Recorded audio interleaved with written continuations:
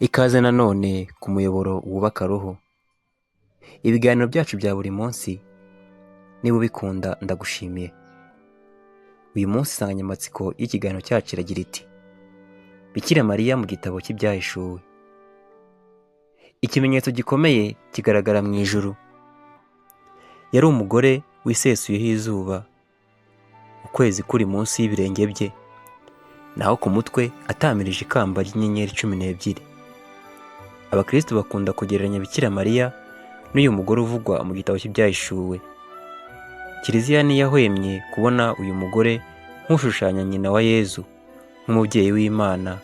Yashyize inzigo hagati ye n'inzoka, hagati y'urubyaro rwe n'urubyaro rw'inzoka, nk'uko tubibona mu ntangiriro umutwe wa 3 umurongo 15. Nk'uko abakristo dukunze kubivuga, Bikira Mariya ni ingabo ikinze ya rurema. Mu gitabo cy'ibyahishuwe kandi dusangamo ishusho y'umubyeyi wisesuyeho ikuzo, utamirije ikamba ry'inyenyeri 12. Nibyo koko, nta gushidikanya ko Bikira Mariya ari umugabekazi w'ijuru n'isi. Ni umubyeyi w'Imana n'uwacu. Bikira Mariya ninde? Bikira Mariya ninde? Bikira Mariya ninde?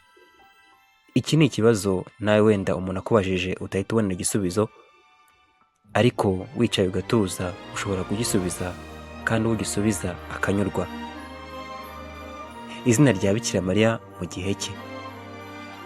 Kiliziya Gatolika yemera kandi yigisha ko Mariya w'i Nazareti yari umukobwa w'umuyahudikazi utaruzwi, nyamara akaba yaratowe n'Imana kuva agisamwa ngo azayifashe kuzuza umugambi wayo no gukiza abantu bose. Mu Isezerano Rishya dusangamo ko Mariya akomoka mu muryango wa Yuda, mu nzu ya Dawudi. Uruhererekane rwa Kiliziya ndetse n'abakurambere ba Kiliziya bavuga ko ababyeyi ba Bikira Mariya ari Ana na Yowakimu. Banavuga ko ababyeyi be bamutuye Imana mu ngoro akiri muto, nk'uko amategeko ya Musa yabiteganyaga. Ababyeyi be bari baramwise Mariya, izina risobanura igikomangoma, umukobwa w'umwami, cyangwa umugore w'umutware. Ni izina ryari rizwi cyane, rigafata isura z'ururimi Bibiliya yanditswemo, Miriyamu mu Giheburayo cyo mu Isezerano rya Kera. Ururimi rwabo kavukire, Mariyamu mu Kigereki cyo mu Isezerano rya Kera, Mariya mu Kigereki cyo mu Isezerano Rishya. Muri Bibiliya, Mariya ni izina ry'abagore 9. Mariya nyina wa Yezu arihuriraho n'abandi 8. Hari Miriyamu mushiki wa Musa, Miriyamu wo mu gitabo cy'amateka, Mariya Madalena, Mariya umuvandimwe wa Lazaro na Marita, Mariya muka Kilopa, Mariya nyina wa Yohani bitaga Mariko. Hakaba na Mariya umukristu w'i Roma Pawulo asuhuza mu ibaruwa yandikiye Abanyaroma. Bikira Mariya rero nyina wa Yezu yari umuntu uzwi, ufite amateka nk'abandi bantu. Akaba umukobwa uzi gutekereza no kuvuga, kumva no gukora, gutabara, kurora no kwishimana n'abandi. Uwo ni we Imana yatoye imugira umwihariko wayo. Ubuhamya bwa marayika w'Imana. Ndakuramutsa mutoni w'Imana, Nyagasani ari kumwe nawe. Nuko Mariya arakomeza agira ati: Wigira ubwoba Mariya, kuko wagize ubutoni ku Mana.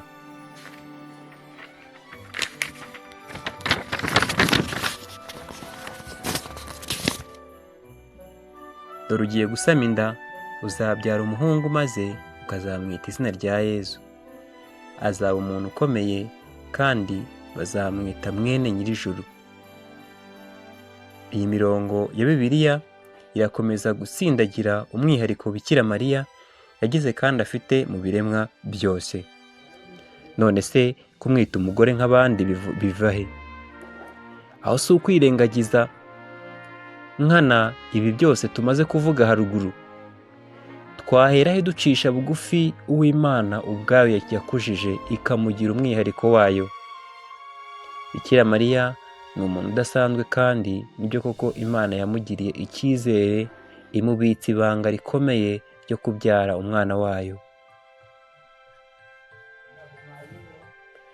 Reka mbere yo dusoza ikiganiro cyacu turebere hamwe ubuhamya bwa Bikira Mariya ubwe.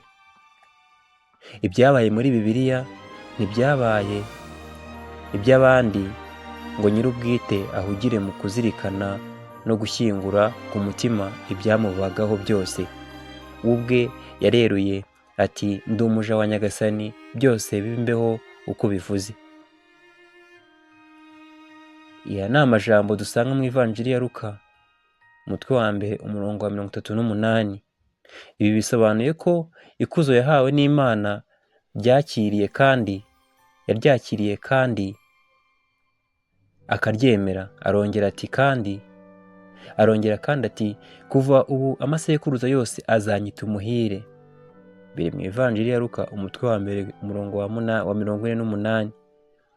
Kandi tuzi ko abahire bazabana n'Imana.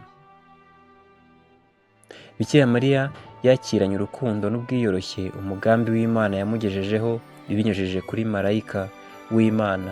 Mu bwiyoroshye butagereranywa, Bikira Mariya yemeye ko ibyo yatumweho na Nyagasani bizaba n'ubwo bwose atumvaga ko bizagenda. Ibyo byashoboka bite kandi nta mugabo mfite? Mariya ntashidikanya ko ibyo marayika amubwiye bizabaho. Arasobanura uko bizagenda.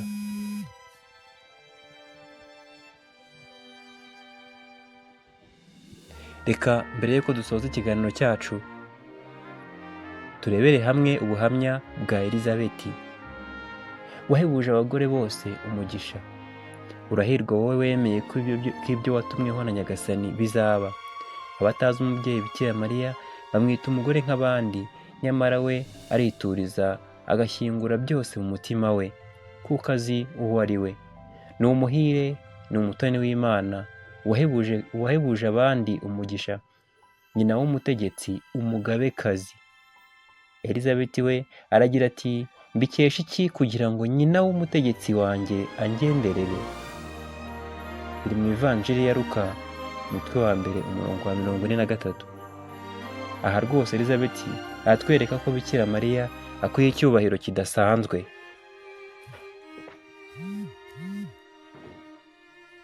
Mbashimiye ko mwabanye nanjye. Niba mwakunze ikiganiro twabagejejeho kibanda ku mubyeyi Bikira Mariya, mujye muri komenti mwandike ibitekerezo, ibyifuzo n'ibibazo. Mumbwire kandi icyo mwifuza ko twazaganiraho mu kiganiro cyacu gitaha. Mwibuke gukora subscribe kugira ngo ibyo tubagezeho byose mujye mubibona mu buryo bworoshye cyane. Nyagasani abahe umugisha kandi abarinde. Ndabakunda.